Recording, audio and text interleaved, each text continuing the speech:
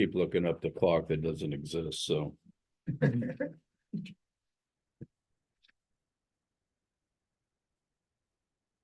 we're live now. Want to call to order the Board of Public Works. Here we start with the Pledge of Allegiance. I pledge allegiance to the flag of the United States of America and to the republic for which it stands, one nation, under God, indivisible, with liberty and justice for all. Let's bow our heads. Father in heaven, we're so thankful for another day you've given us. We're thankful for the opportunity that we have this morning to meet and discuss city business. We ask that you be with us in all that we decide this morning, and we're so thankful for all the blessings you give us each and every day. Through the name of your Son, we pray. Amen. Call order the meeting with all members present.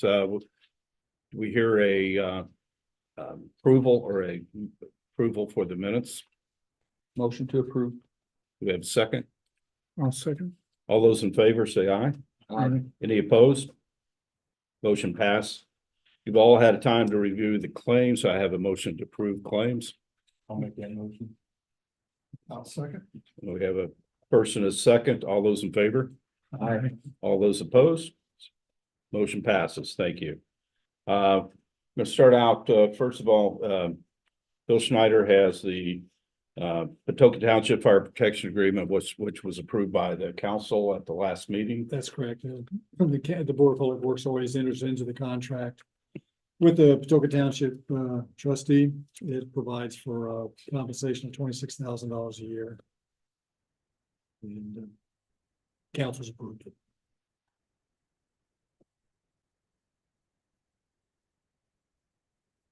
There's two. There are two copies that you will have to sign, so.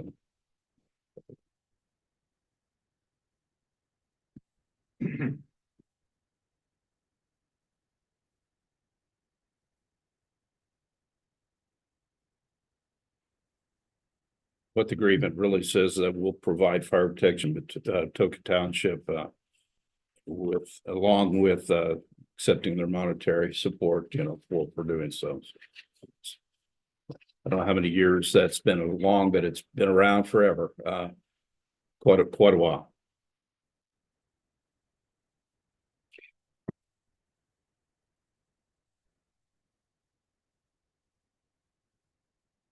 While we're signing that, everybody's probably aware of the solar eclipse. We're expecting great things for City of Huntingburg. There'll be two events. One of those will be occur in conjunction with the annual daffodil stroll on that Saturday and Sunday prior to the eclipse. The other main eclipse that'll happen with Destination Huntingburg will be out of the city, but will include people parking within the city. But that will be out the airport where they'll have some bands and beer and typical German festive behavior out there at the airport. And luckily, I know Chief Heim and the Emergency Management Agency and a lot of people have been involved to make sure that we're secure and safe during that event. But Justin is here today to ask for some things and do a presentation for Destination Huntingburg or the merchants. Yes, well, actually, I'm representing the Solar Eclipse Committee today, which is it's composed of some merchant members, some Destination Huntingburg members, as well as other community organizations involved with that. So we've got here today a special event application for the 2024 Solar Eclipse Festival and Daffodil Stroll, which will take place here on 4th Street and Market Street Park.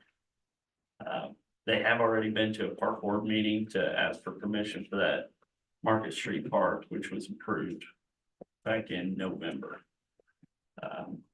But they are wanting to have the street closed on Thursday, April 4th in the afternoon through Monday morning, April 8th. And Chief Heim and I have attended some of their meetings that we feel that safety of everyone involved. There are plans put together and we'll continue developing those plans to make sure that from emergency response, depending on the number of people show up, that we're able to respond to any emergencies in the downtown area while the streets are shut down. Got both sides of 4th Street. Yes, on both sides. Is it closure all day Monday also on the eighth or just? Not on the eighth. They're only. Probably, we'll put them up probably Thursday afternoon and then take them down first thing Monday morning at 7. That's usually, I mean, is that? Yeah, there'll be no Yeah. activities in the city of Huntingburg on Monday, so. Yes. So Monday, they're gonna be out at the airport for their big event out there. And they did go to, we went to an airport board meeting as well. So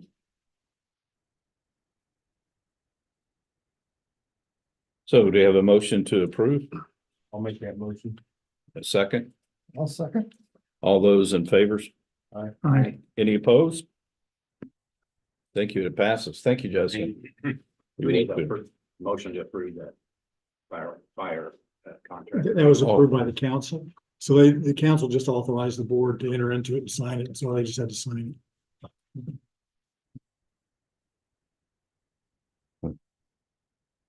So we have Street Superintendent Jason Stom. And before Jason gets up here, I know he's submitted some pictures and stuff, but Rob's we're gonna get to that at the end of my. okay, great. Thank you. Any questions on anything in the report?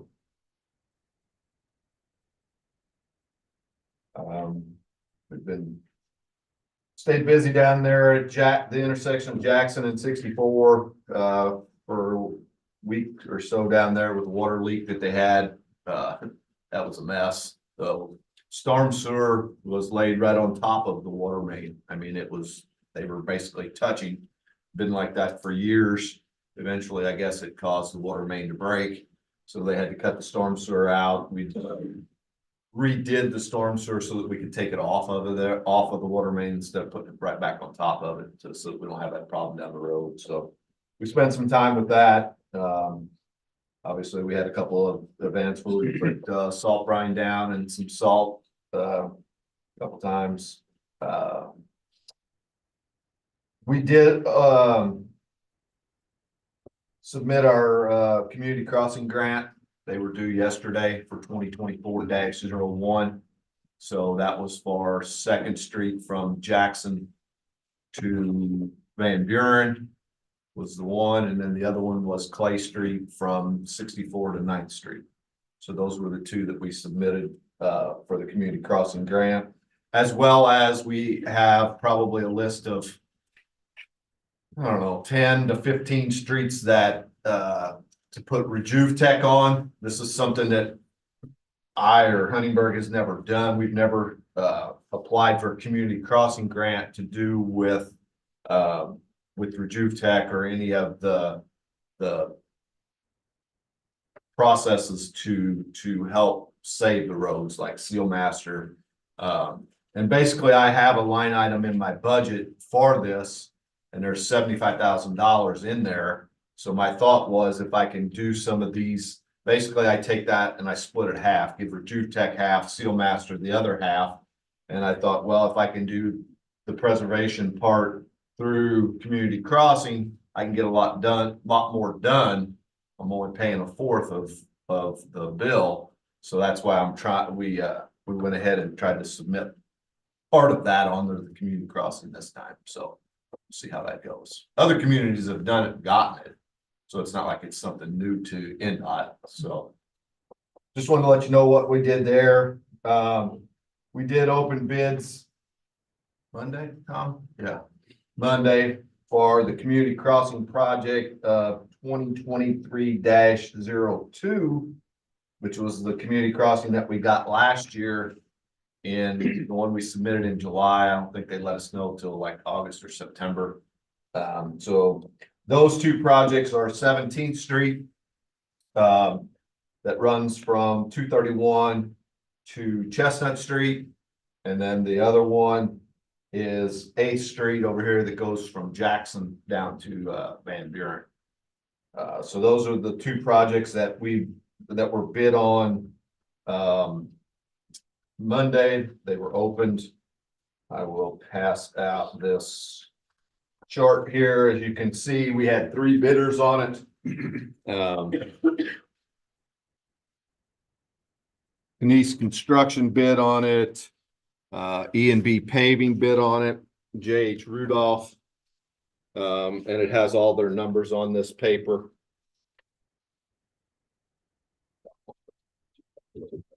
So as you can see on that paper, Knies Construction from Jasper was the low bidder on this project at $409,265. The estimate when you have to supply the estimate for the grant, when you submit it, we had the estimate at $402,773.50.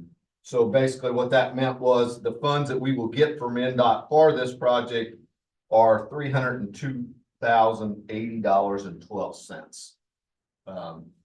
So that's basically where we're at with that. My suggestion is that we accept Knies Construction's contract, their bid for this project. We checked through it. We made sure they had all their forms and stuff in order. They do. So my recommendation would be that the board accept that bid and enter into a contract with them to do those. Somebody have any further questions regarding the bid? Just to let you know, there will probably be some other water projects that'll run alongside that with some line replacements that are needed. We're waiting till this. Yeah, Eighth is Street, approved. I think the water department's looking to put a new water main down Eighth Street before we do this project. So any questions, or we obtain a motion to accept? I'll make the motion to go with Knies Construction. We have a second. Seconded. All those in favor? Aye. Any opposed? Passes. Thank you for your work on that. okay, and then the last thing, we'll talk briefly about the roof project. You know, I know we brought that up the last time. Rob's got a PowerPoint here. Basically, what I did was I went through and I took some pictures out there of places where we're having issues with water infiltrating into the building. The picture you see here is the ceiling tiles that's in the hallway that goes down.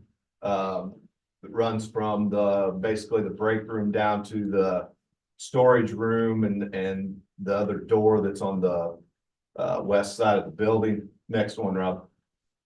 There you can see that's in the break room where the guys actually sit and eat lunch.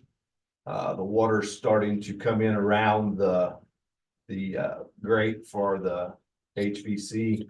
Coming in under the baseboard in that same room too. Yeah, next one, Rob. There, this is the one that's basically in the kitchen area. That's probably the worst one. As you can see, it's got drywall all around there, ate out. It's also gotten into the metal on the ductwork for the air and heat.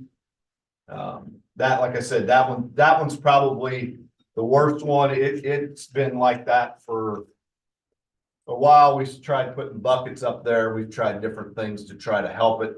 But when it rains really hard, the buckets run over and we can't really control it. Now, when it rains hard, we set buckets on the floor to try to catch the water after it drips from there down. Next, Rob. That one's again is in that same hallway that I showed you a while ago. So that area in that hall has there's probably 3 or 4 pictures from that same hallway that runs back through there.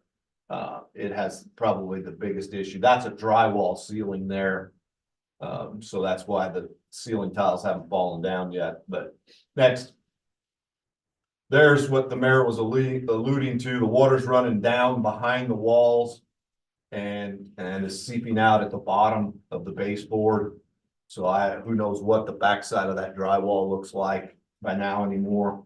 But that's in the actual break room where the guys take break. Next up.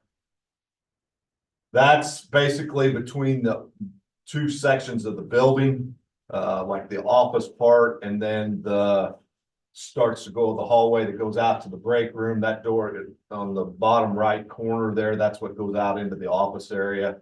But you can see that it's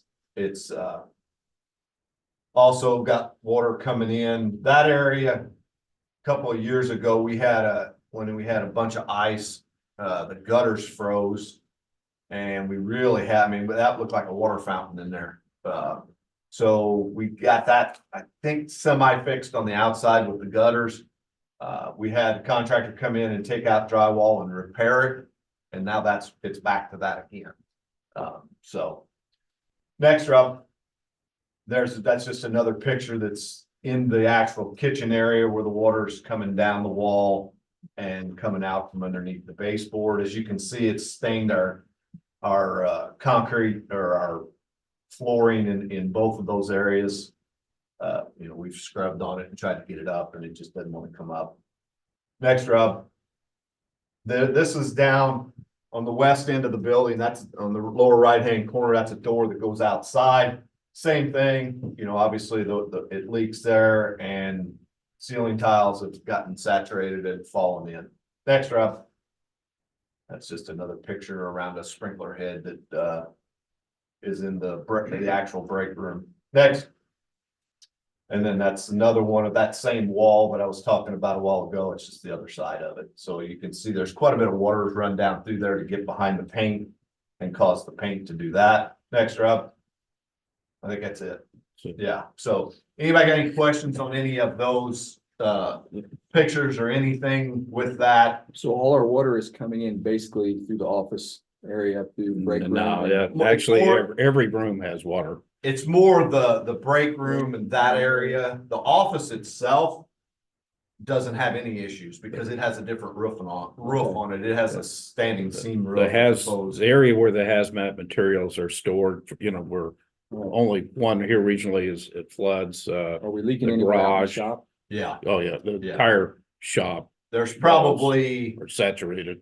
I'm gonna say there's probably out in the shop, there's probably 8 to 10 places where it leaks out there. Now, you gotta understand, obviously, it's not causing this sort of damage out there because it just leaks and goes down on the concrete. Now, what the mayor was alluding to, the area that we let the EMA use, they actually put their own heater and air conditioner in there to keep it climate controlled, and it leaks pretty bad in there. We went and tried to fix that ourselves. We went on the roof and tried to do around the boots and all the different things that we could do up there.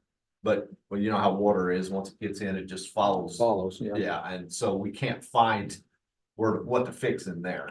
Yeah, it's probably not leaking among these areas. When you look at it by the slope of the roof and the fact that beam is probably, In there. it's hitting that beam and it's traveling to the low It point. runs down. Coming through it. That's why it's there. I think, well, go ahead. Curly, you got a question? Yes, so you're getting quotes on the roof and all that, but what are we gonna do about? Well, obviously, we gotta get the roof, once we get the roof fixed, then we can look at. Cause then you're gonna have a major, This has been occurring for 5 years. yeah, that's gonna be a major, I mean. Yeah, At least 5 years.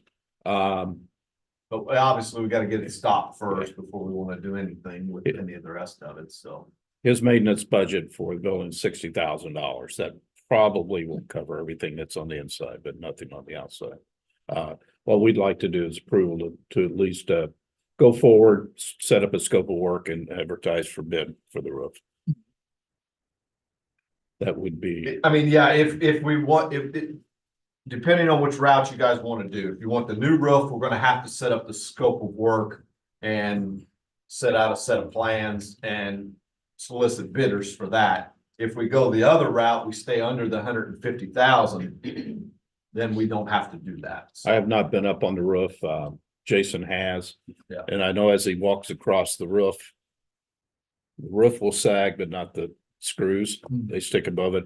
But you can also see the screws interacting with the metal, and that's pretty obvious. Not sure why that is, but somehow they are interacting, and there's a some lot of of them are, rust it's like around two certain- metals don't go together. I'm not a.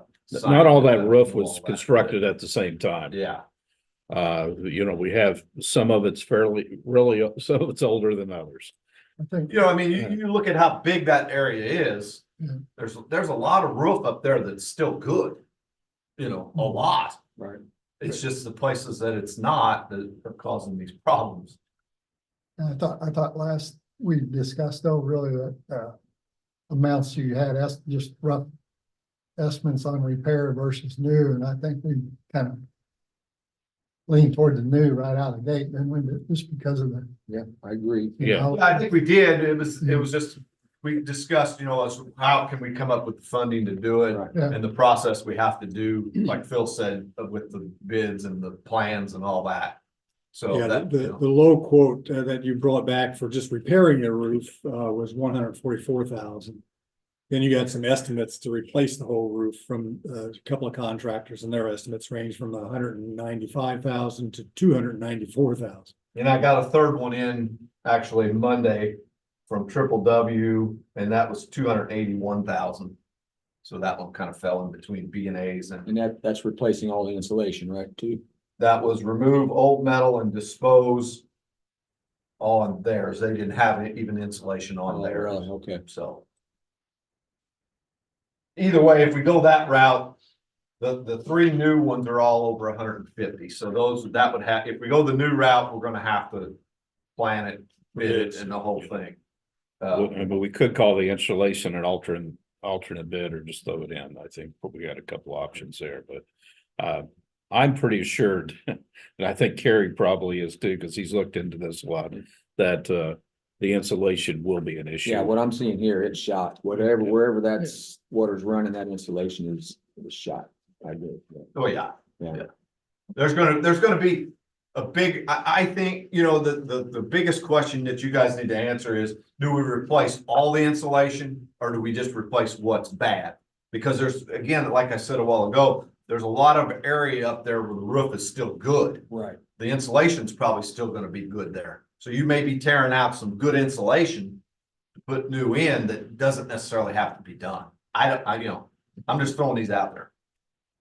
Well, I think we need to get bids and take it to bid, but I also think you need to be up there with some contractors and they need to explain some of the situations, because there's some people that I've talked to have been up there and they don't think all the metal needs to be replaced.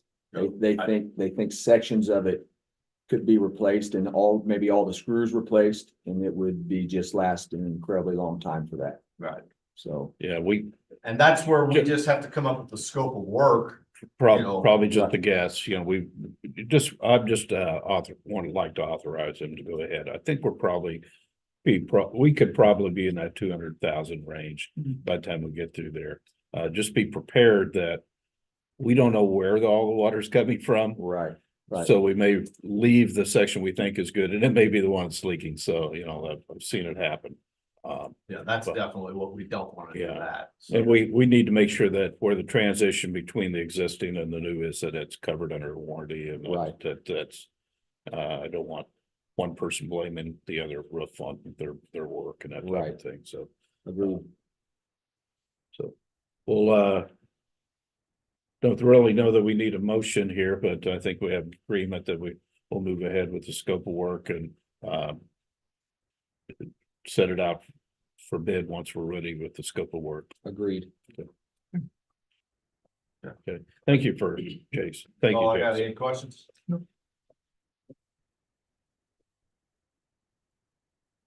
We have Officer Mullen here today, Lieutenant Mullen. Got a presentation of new officer or a possibility Yes. for us. Is there any questions on the report? Chief Smith? Yeah, our chief and assistant chief are at the police chief conference up in Indianapolis, Tuesday, Wednesday, Thursday of this week. So Lieutenant Mullen has been gracious enough to attend and do the presentation for us. I'd like to introduce you all to Mr. Hudson Smith. Hudson's 25 years old. He attended Jasper High School. After that, he attended Indiana State University and majored in psychology. He's completed all phases of our hiring process. We feel that he will be the best candidate to fill our team.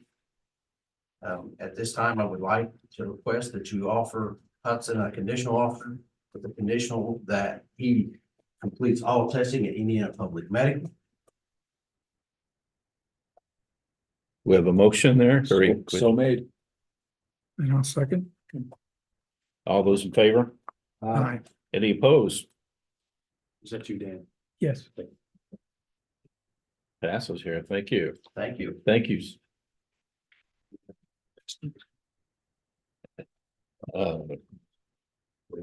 Who seconded the motion? Dan, I did. Dan. Who then? I did. Okay, okay, I'm Go sorry. ahead, Carrie and Dan. All right, now we have the fire chief, Chief Heim. Wasn't that painful, was it, Hudson? All right.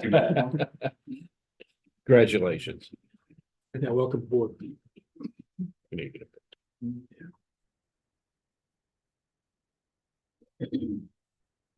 questions with the report? I mean, it's pretty much we're what we've been up to lately. A lot of training in this in the winter, but it's not a classroom training that's been going on. We're excited to finish one project from last year with all of our instructors to move on to the next part that we offer some public education here later this year.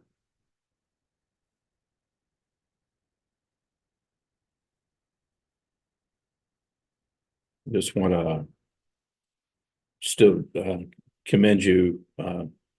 Month that I've been here, today is actually a month ago today, that I took oath.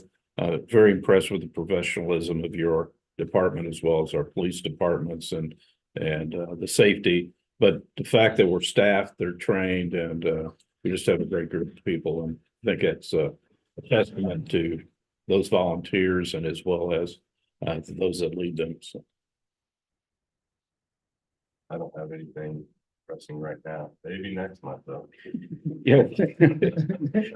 We'll see in April to see where we're at. Okay, thank you very much, Chief. We have Planning Director Paul Lake. You should have his report there, his code enforcement and his building permit reports for the year. Any questions on the report?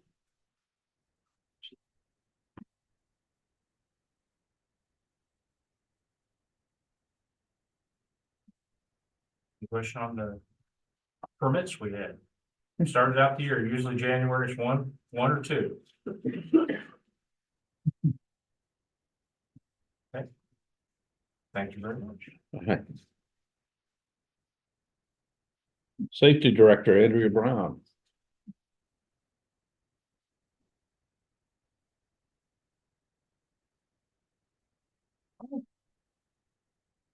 Questions on the report? Just want to emphasize the health fair in February so Yes. that Yeah. it gets signed up. It's very, it's a great asset to employees of the city. Yeah. There have been some stories out there that I've heard of people finding things they never knew. Yeah. From a health standpoint, that it's very beneficial for our employees, but also very important that we attend that. Question? Okay, thank you. Thanks, Andy. Oh.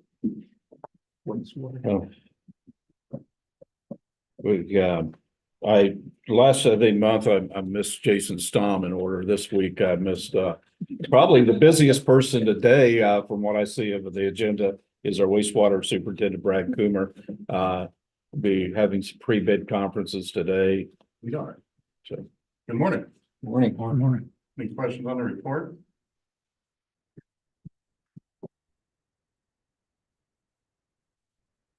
One thing that changed was the rainfall from last Friday to today. 1.3 inches. you did have a visit last month after 3 days of Ogden rain. was down doing their annual report. And we could, they found some minor stuff, some paperwork, sheets that we need to update. They're happy. These are all things that can be addressed.